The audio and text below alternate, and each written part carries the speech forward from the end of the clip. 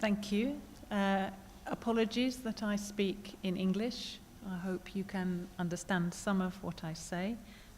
Good morning to you all, and very many thanks for this invitation to participate in the presentation of this book, which you've seen, Doing Coercion in Male Custodial Settings, an ethnography of Italian prison officers using force, by Luigi Gariglio.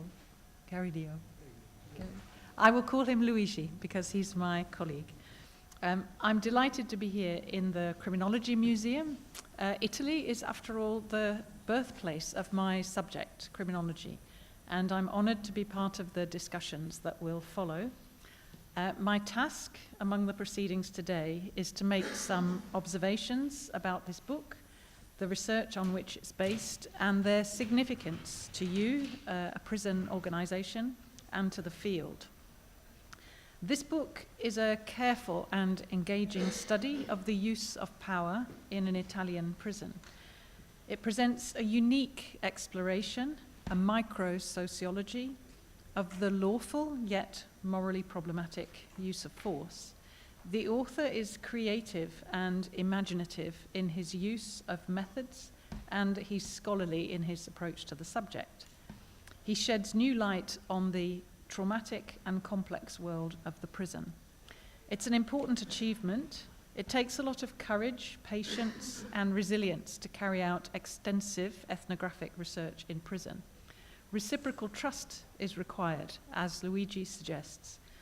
That he's emerged from 2 years of ethnographic work, apparently on good terms with everyone, and that you're honoring his study in this way today is to his credit. Both the topic and the methodology are noteworthy, so I'll say a word about both. Luigi's topic is the threat and use of force in a prison in Italy. It's a very recognizable study. Wherever they work, prison officers face common difficulties. They use force, albeit on behalf of citizens, and they therefore face danger, moral challenges, contradictions, and strains in the workplace. The use of force is lawful, but it's challenging and contested. This basic problem might be emblematic of their work as a whole. The work of prison officers is low visibility and poorly understood, even by their managers, but even less so by the public. In the public eye, prison officers are not regarded as heroes, like nurses or firemen, yet they often share similar tasks and develop comparable skills. Anyone who does extended fieldwork in a prison fairly comes to admire and respect prison officers who do their job well, and to sympathize with the conflicting aims underlying their day-to-day work. Luigi focuses on one of the least visible and yet most sharply felt aspects of their work, the use of force and its threat, which together constitute the use of coercion. He rightly identifies a gap in the research literature here. It's a typical paradox of the prison officer's occupation that the part of the job most central to their training, their identity, and their sense of camaraderie is neglected by scholars and taken for granted by managers. I only know of one study of the use of force which explored the experience of restraint by prisoners, and this was a student in a university. I'm still trying to trace the original study. As far as I'm aware, there's no existing study of the practice from the perspective of prison officers. So he's right to declare that his study is unprecedented.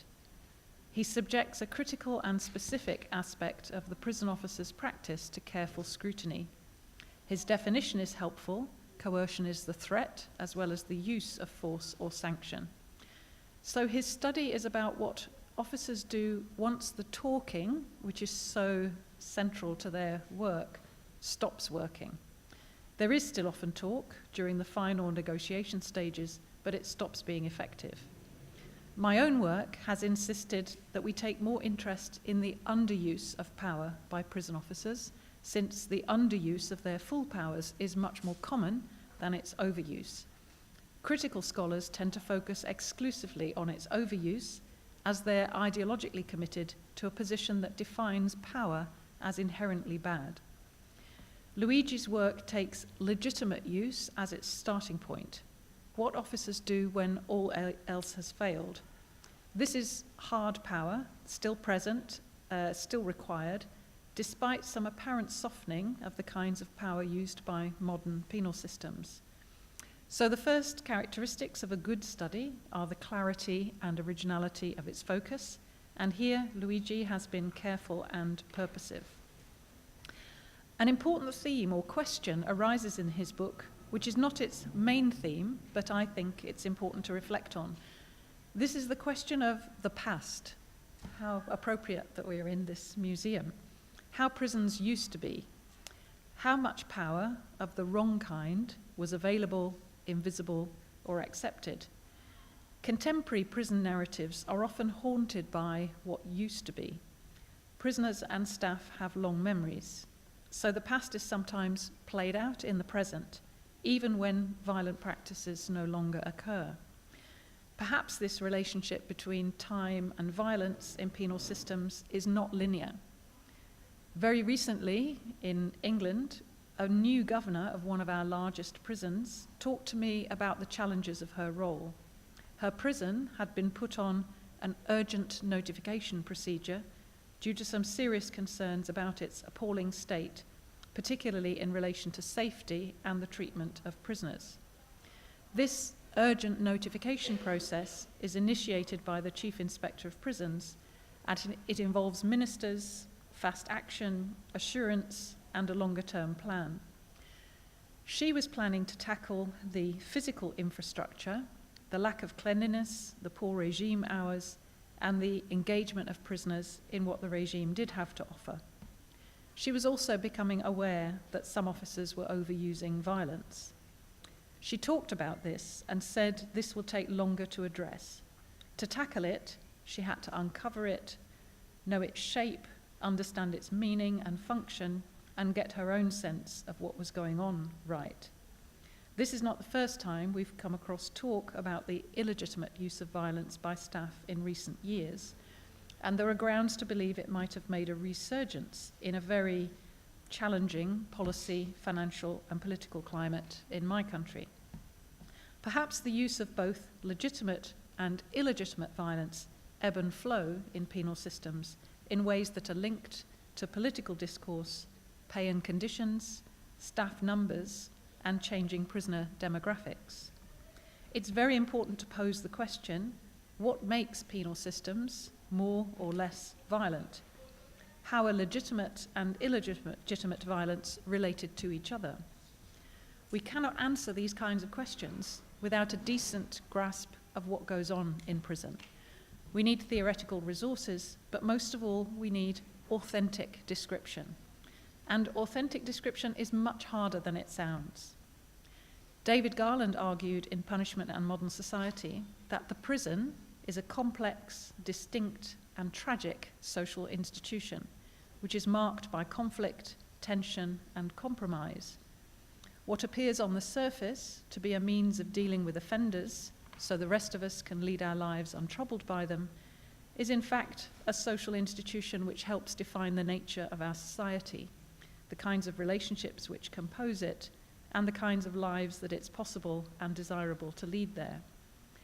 The prison is full of paradox. It's a place of distrust, and yet in it, guarded and often intelligent readings of the situation, uses of discretion, exceptions, and acts of trust and kindness go on. To overlook these unexpected aspects of the prison world, as I've argued elsewhere, is to fail to understand it. On the other hand, what Luigi calls implicit violence and coercion lurk everywhere in the prison. This is the main frame through which action occurs. Often, violence is averted at the moment of threat. The threat is enough to resolve the incident. But sometimes, close to the edge, as he describes, the situation erupts into a critical incident. So the use of force is lawful. Officers are authorized to use it on behalf of the state, but it may still not be legitimate. The prisoner might have been willing to concede, he might have been provoked, his anger might be reasonable. Or there was no alternative. a custodial crisis has arisen and both sides are now committed to a violent resolution. The moment of coercion is the breaking of the link in a long chain of events involving tacit agreements, characters with history, status, mindsets, or frames of their own. Luigi's close-up account of the kinds of hard interaction events in which violence erupts are both disturbing and illuminating. He writes like he uses his camera. The descriptions are vivid and clearly focused. Afterwards, prison life returns to normal. The officer's dominance and the role of the rules are re-established. The difference between a boxing ring and the use of force in prison, Luigi argues, is that only one party's violence can ever claim to be legitimate. That order is reconstituted, at least until the next break, tells us something important about its nature. It is both fragile and binding. Most of what is interesting about prisons goes on in this gap between order and disorder, legitimacy and illegitimacy. This is precisely where our focus should be if we're to understand the difference between a prison that is moral and a prison that is not. Donald Cressy argued in 1961 that it's a remarkable and yet taken for granted achievement that most prisons are in fact orderly, given the potential for conflict and resistance. In most prisons, order depends upon the willingness of prisoners to assent to the demands of a regime that mostly is less about coercion than it is about interpersonal relationships and treatment. The term legitimacy has been increasingly used by prison scholars to help us conceptualize and evaluate different types of penal order, to compare them, and to reflect on what kinds of prisons might be more rather than less legitimate, and what more sustainable and constructive models of penal order might look like. Basically, research has shown, as the theory would predict, that more legitimate prisons that use coercion less and use talk, persuasion, and opportunities for growth more tend to generate more assent than less legitimate prisons. This, of course, is all about the work of prison officers. I'll say a brief word about my own work in this area before returning to the book we're celebrating. So I first studied prison officers seriously using a method called appreciative inquiry. And this approach is based on a view that under certain conditions, social research has a generative capacity. So far from being deficit-oriented, like most social science, looking at describing problems and trying to explain them, it can be affirming. Instead of asking about what goes wrong in prisons, it invites staff and prisoners to talk about what they're most proud of when they felt at their best as an officer, what that looked and felt like, and what else was going on that made that best work possible. So appreciative inquiry can unleash the positive in conversation and in research, creating new discoveries and focusing attention on the most life-sustaining aspects of experience. This attention on the exceptional is extremely important. It adds the full range to our accounts of human experience, rather than focusing exclusively on problems and deficits. So when we used appreciative inquiry in an organized way, a small research team and I were able to uncover and describe what it was that good prison officers were doing in a study of Whitemoor Maximum Security Prison. Their three greatest talents were talk, peacekeeping, and using their discretion. These are refined skills which are difficult to describe, although officers call the use of them common sense. At their best, experienced prison officers made evaluative judgments about individual prisoners, detected and anticipated threats to order, and cajoled prisoners into compliance using talk, humor, straightness, and just the right combination of skepticism and trust. What they're doing is reading the situation right. This is extraordinarily complex work. Most ordinary humans can't do it. Watching an outstanding officer absorb an angry prisoner's threats, communicate confidence, ask the right questions, and take the temperature on the wing down returning the atmosphere from tension to order, is as impressive as watching David Beckham score goals. I should have used a better Italian example, or Rudolf Nureyev dance Swan Lake. And these analogies are quite deliberate. Experienced prison officers draw on what sociologist Anthony Giddens calls practical consciousness, skills lying beyond the realm of verbal expression in order to perform the accomplishment of order. So if at the end of a day in a prison, nothing has happened, this is due to the successful deployment of refined peacekeeping skills and the careful and appropriate use of discretion. There's a huge gap between the rules or instructions in a prison, which are numerous and impossible to implement precisely, and the real prison world, in which officers make unworkable requirements work. They operate in this gap, or the grey area, between the rule book and the prison in action, enabling the prison to function. They form judgments, take calculated risks, and exert informal forms of authority, drawing on the many distinctive forms of power at their disposal. Rarely do they use coercion. Their coercive powers constitute a last resort when all the other forms, reward, legitimate, exchange, expert or professional, and respect or personal authority, fail to work. So knowing which form of power to deploy, to what degree and when, requires close familiarity with prisoners and their experience. They have to read the situation right and see what's really going on in a situation. In general, domination doesn't work, but recognition, respect, courage, and fairness generally do. This is, of course, all complex territory, but it becomes all the more so when coercion and its threat appear. And Luigi starts almost at the point that my work ends and takes this complexity further. It also becomes more complex when prison populations become less familiar. In today's multicultural world, in which we imprison minorities, foreigners, and immigrants increasingly unevenly, and in which young men live a street life that is oppositional, materialistic, and infused by drugs, prison officers also have to be experts in culture, youth, and religion, as well as, or in order to be, experts in the distribution of trust. So what about when prisoners are determined to be antagonistic, when they're in conflict with each other?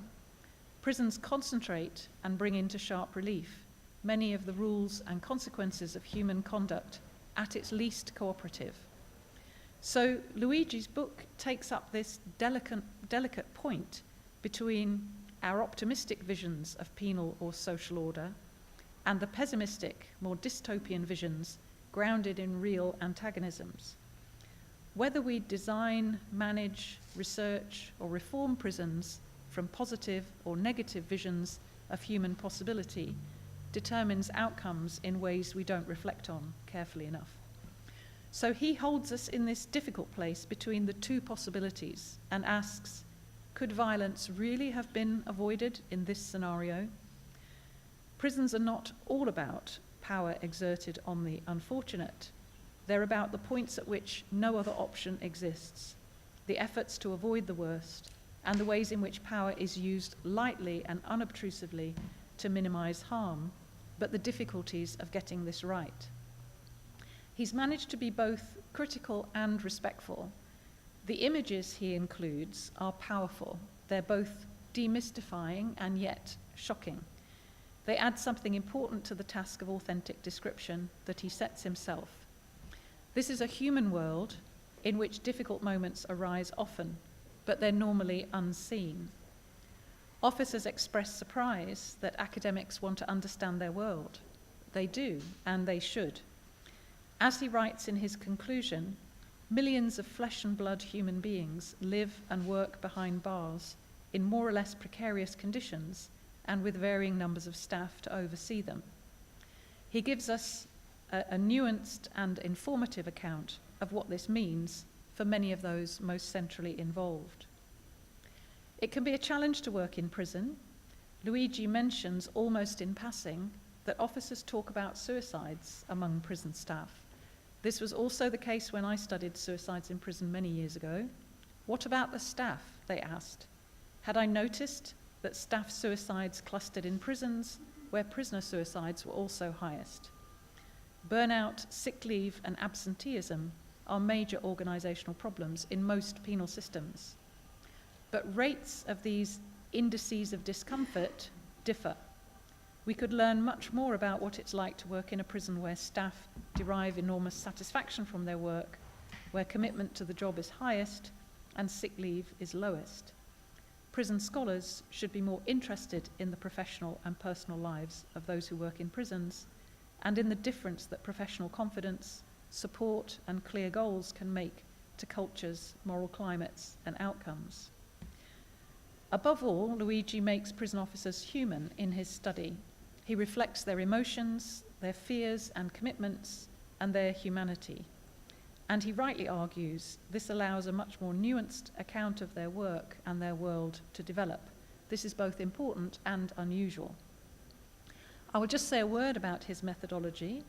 He used mainly observation, some visual methods, and some interviews for a very extended period in a single prison, Reggio Emilia, with both ordinary prison wings and a psychiatric facility. He was granted unprecedented access, and he seriously did his time. Long days, a long sentence. He gives us several vignettes, close descriptions of the unfolding of an incident and the responses to it. So he was doing microsociology, not critical criminology, and this distinction is important. He does not moralize. This makes his work exceptionally good and trustworthy.